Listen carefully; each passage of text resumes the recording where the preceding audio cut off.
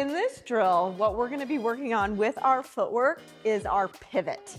Okay, so what that means is how many times are we told when we start playing pickleball that we have to get to this kitchen line and don't move, right? Don't move back.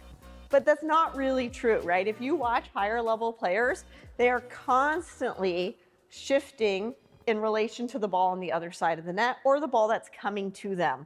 So we need to improve our ability to pivot off this line in order to hit better dinks. So that's what we're going to be working on here. Remember, contact point with the ball is incredibly important, and we want to make contact out in front. So if I can get the ball out of the air, great, I can make contact here. But as soon as that ball starts to get too close to my feet, I need to adjust my feet, my footwork, in order to still make contact out in front of me. So that's really what we're working on here. We talk about a pivot. We talk about having an anchor foot and then a pivot foot. After we make contact with our dink, we're pushing our dink forward. This foot is gonna come right back up again so that we are ready. We are pressing up here in case we do get that high ball that we want to attack. All right, so what I'm gonna have you do, Jamie Sue, is I am going to just be feeding balls, and I'm gonna be right up here at the net, nice and close, but not super fast, right at your foot, okay? So I'm gonna feed to your right foot to start, and all I wanna do is have you pivot off and hit that ball back to me. All right, you ready? Good pivots. Nice, keep that paddle out in front of you. Beautiful. Yes. Perfect. Hold it just a second longer. Remember, we don't want to be moving as we hit the ball, so even our step forward is not going to happen until we finish making contact with the ball. Good. Yes. Oh, no worries. One more. Good. So one of the nice things that Jamie Sue's doing really well is you're not bringing your paddle back with you, right? So sometimes we have that tendency when we're pivoting back because that ball's coming a little deep of bringing our paddle back here. What happens here is now our contact point is behind us and not out in front.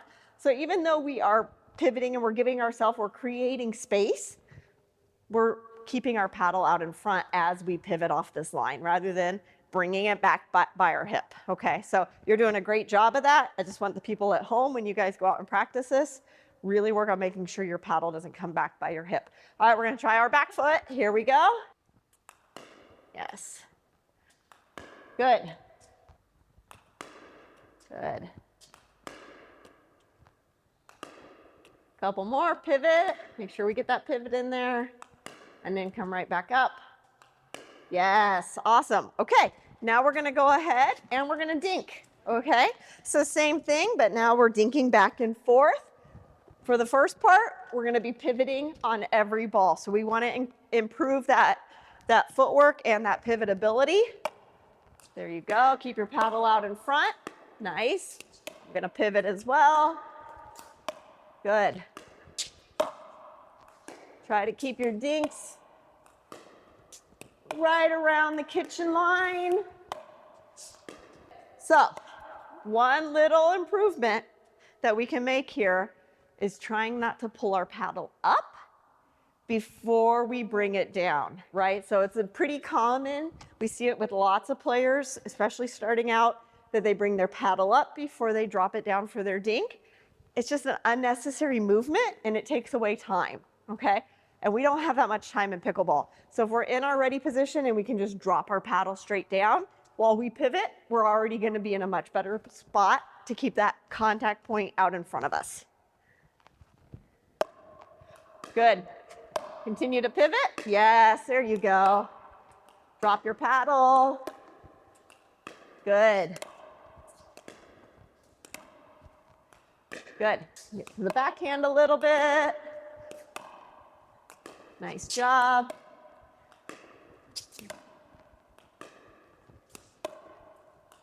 Yes. Ooh, I like your two hand. Good. Excellent. That was looking really nice. Were you feeling that amount of control there? Right? And when we dink, we want control. So good job. Okay, now the final step is we're gonna make that decision between the balls we can get out of the air and the balls that we need to pivot and create space on, okay? So if you can get it out of the air, go ahead and stay nice and snug on that line. But the second you realize that you're not going to be able to get it, or you're going to be, getting it too close to our feet, let's keep that footwork going and keep the pivot alive. Good. Out of the air. Yes. Out of the air. Nice. Good. So if it bounces, I probably want to see a little bit of a pivot. Okay. Just because it helps us keep that ball a little bit more in front of us. Good. And then out of the air. Yes. There we go.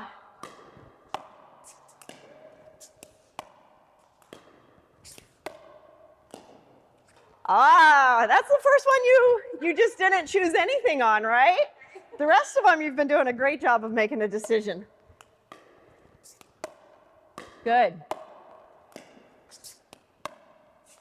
Good.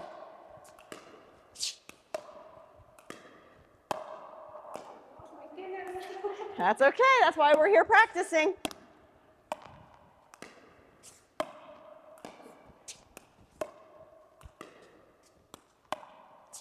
Nice. Almost. Good. Way to get it out of the air.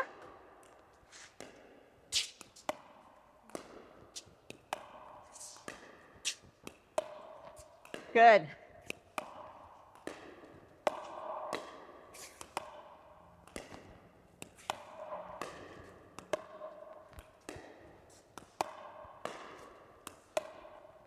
Nice, there you go.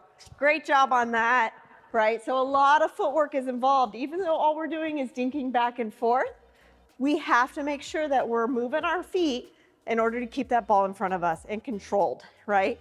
So I would be totally fine if you pivot even more, because it's easy for us to transfer our weight into this dink when we're slightly split stance, right? When we're short hopping balls here off of bounds, okay, we can do it, but there's a higher chance that we can pop this ball up versus if we create that little bit of space, we can actually push forward, right? So don't be afraid, guys. Don't be afraid of pivoting off this line. And the same footwork applies as always. We're setting, we're balanced when we're making contact, and then we're moving when that ball is in the air, okay? Getting ourselves into position. So, excellent job. And if you want to continue to evolve your game, make sure that you like and subscribe to Selkirk TV, and you're going to get lots of great more videos like these.